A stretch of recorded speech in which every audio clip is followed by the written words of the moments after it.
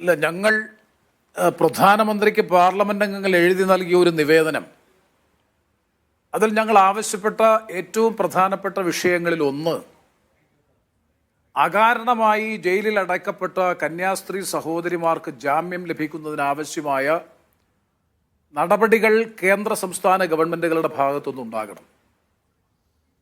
അതുപോലെ തന്നെ മറ്റൊരു പ്രധാനപ്പെട്ട ആവശ്യം ഞങ്ങൾ ഉന്നയിച്ചിട്ടുള്ളത്, ആ നിവേദനത്തിൽ ഉന്നയിച്ചിട്ടുള്ളത്, റെയിൽവേ സ്റ്റേഷനിൽ വെച്ചും അവിടുത്തെ പോലീസ് സ്റ്റേഷനിൽ വെച്ചും ഏറ്റവും വലിയ പീഡനമാണ്. ശാരീരികമായ പീഡനം ആ രൂപത്തിൽ നടന്നില്ല എന്ന് മാത്രമല്ല, മാനസികവും ഒരു പരിധിവരെ ശാരീരികവുമായിട്ടുള്ള പീഡനത്തിന് വിധേയമായി.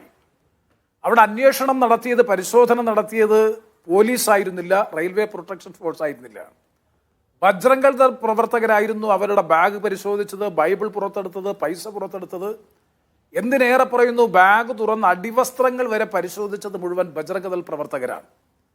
അവിടെ പോലീസ് സ്റ്റേഷനിൽ വെച്ചാണ് നടക്കുന്നത്. ഉന്നതരായ പോലീസ് ഉദ്യോഗസ്ഥരുടെ സാന്നിധ്യത്തിൽ ഈ തരത്തിലുള്ള നിയമവാഴ്ചയെ പോലും വെല്ലുവിളിച്ചുകൊണ്ട്, നിയമത്തെ കയ്യിലെടുത്തുകൊണ്ട് ബജ്രംഗ് ദൾ പ്രവർത്തകർ നടത്തി അവർക്കെതിരായി ഗുരുതരമായിട്ടുള്ള ക്രിമിനൽ കുറ്റത്തിന് കേസെടുത്ത് നടപടികൾ സ്വീകരിക്കണം എന്നുള്ളതായിരുന്നു ഞങ്ങൾ നൽകിയ നിവേദനത്തിലെ രണ്ടാമത്തെ ആവശ്യം.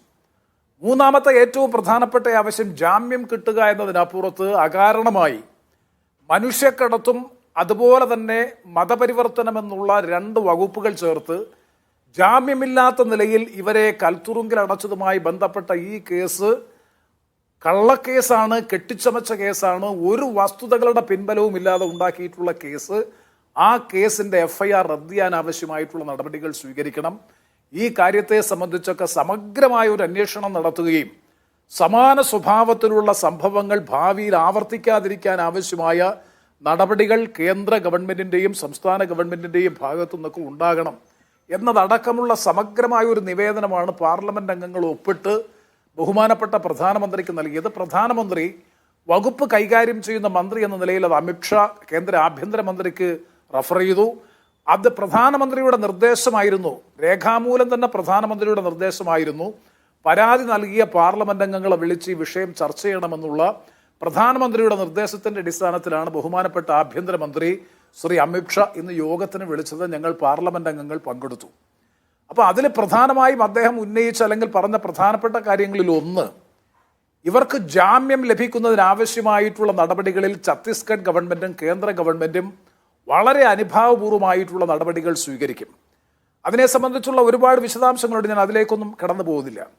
അപ്പോഴാണ് ഞങ്ങൾ ഉന്നയിച്ചത്, ഈ പ്രശ്നത്തെ സംബന്ധിച്ച് ഉന്നയിച്ചു. ഒന്ന്, അവർക്കെതിരായി ഈ തരത്തിലുള്ള പ്രത്യാക്രമണങ്ങൾ നടത്തിയവർക്കെതിരായിട്ടുള്ള കേസ്, ഈ കേസിന്റെ FIR റദ്ദ് ചെയ്യുന്ന വിവരം, ആ കേസിന്റെ FIR റദ്ദ് ചെയ്യുന്ന കാര്യങ്ങൾ അടക്കം തീർച്ചയായിട്ടും പിന്നീട് പരിശോധിക്കും, ഗവൺമെന്റ് പരിശോധിക്കും. അതോടൊപ്പം തന്നെ ഈ കേസ് നാഷണൽ ഇൻവെസ്റ്റിഗേഷൻ ഏജൻസിയുടെ കോടതിയിലേക്ക്, NIA കോടതിയിലേക്ക് വിട്ട നടപടി 100% നടപടികളുടെ ലംഘനമാണ്. ഞങ്ങൾ ഇന്നലെ കഴിഞ്ഞ ദിവസം തന്നെ ഇത് പറഞ്ഞു. ആ സെഷൻസ് ജഡ്ജ് എന്തടിസ്ഥാനത്തിലാണ് എന്ന് എനിക്ക് മനസ്സിലാവുന്നില്ല. ബഹുമാനപ്പെട്ട ആഭ്യന്തരമന്ത്രി തന്നെ എന്ന് പറഞ്ഞു. അദ്ദേഹം പറഞ്ഞു ആ നടപടിക്രമം തെറ്റാണ്.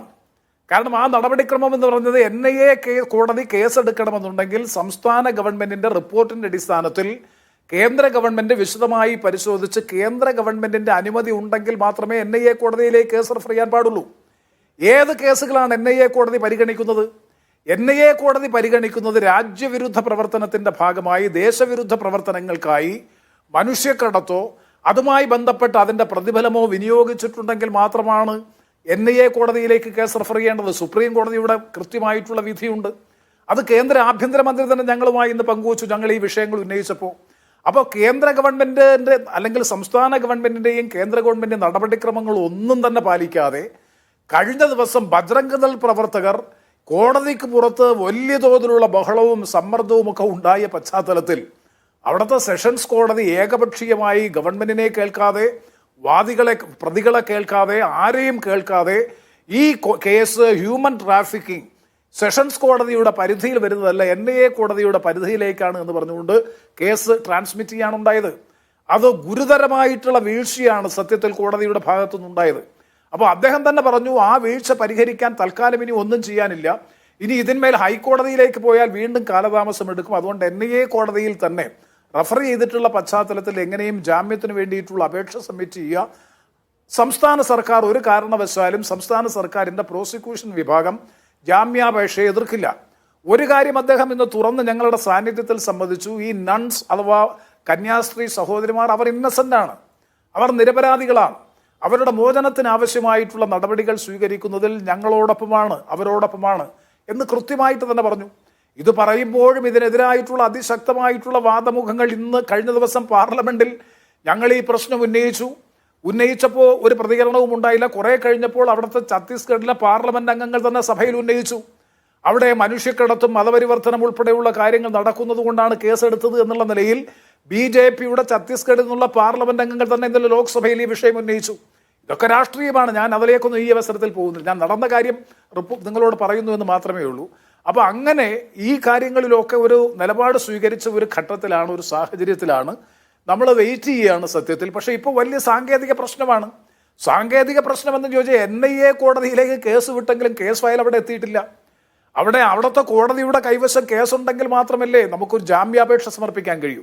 കോടതിയുടെ അപ്പോൾ ഞങ്ങൾ നിർദ്ദേശിച്ചിട്ടുള്ള അഭിഭാഷകരുമായിട്ട് ഞങ്ങൾ സംസാരിച്ചു, അവരുമായി സംസാരിച്ചു, അവിടുത്തെ അച്ഛനുമായിട്ടൊക്കെ സംസാരിച്ചു, കേന്ദ്രമന്ത്രിയുടെ സാന്നിധ്യത്തിൽ തന്നെ സംസാരിച്ചു.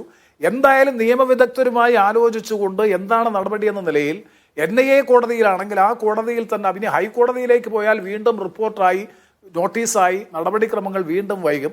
എത്രയും പെട്ടെന്ന് ഇവരുടെ ബെയിൽ, കാരണം തിരുവസ്ത്രവുമായി ജയിലിൽ ഈ സന്യാസിനിമാർ, ഈ കന്യാസ്ത്രീ സഹോദരിമാർ കഴിയുക, അതും ഏതെങ്കിലും ഒരു കുറ്റം ചെയ്തിട്ടാണെങ്കിൽ, ബോധപൂർവമോ അല്ലാതെയോ ഏതെങ്കിലും തരത്തിലുള്ള കുറ്റം ചെയ്തിട്ടുണ്ടാണെങ്കിൽ നമുക്ക് മനസ്സിലാക്കാൻ കഴിയും. നിരപരാധികളായിട്ടുള്ള സാധുക്കളായിട്ടുള്ള ഈ സഹോദരിമാർ അവിടെ കഴിയുന്നത് നമ്മുടെ നിയമവാഴ്ചയ്ക്ക് മുന്നിൽ ഉയർത്തുന്ന ഏറ്റവും വലിയ പ്രശ്നമാണ്. അപ്പോൾ അതുകൊണ്ട് ഇന്ന് പ്രധാനമായും ഞങ്ങൾ ഊന്നൽ നൽകിയത് അവരുടെ മോചനം എത്രയും പെട്ടെന്ന് സാധ്യമായിക്കൊണ്ട് തുടർ നടപടികൾ സ്വീകരിക്കുന്നതിൽ തുടർന്ന് പ്രവർത്തിക്കുകയും ചെയ്യുക എന്നൊരു നിലപാടാണ് സ്വീകരിച്ചത്. തീർച്ചയായിട്ടും ആ കാര്യത്തിൽ രാജ്യത്താകെ ഉയർന്നു വന്ന പ്രതിഷേധം, ഇപ്പം കേരളത്തിൽ തന്നെ ഇതുമായി ബന്ധപ്പെട്ട് ഞങ്ങളോട് ചോദിച്ചു, BJPയുടെ MP ചോദിച്ചു,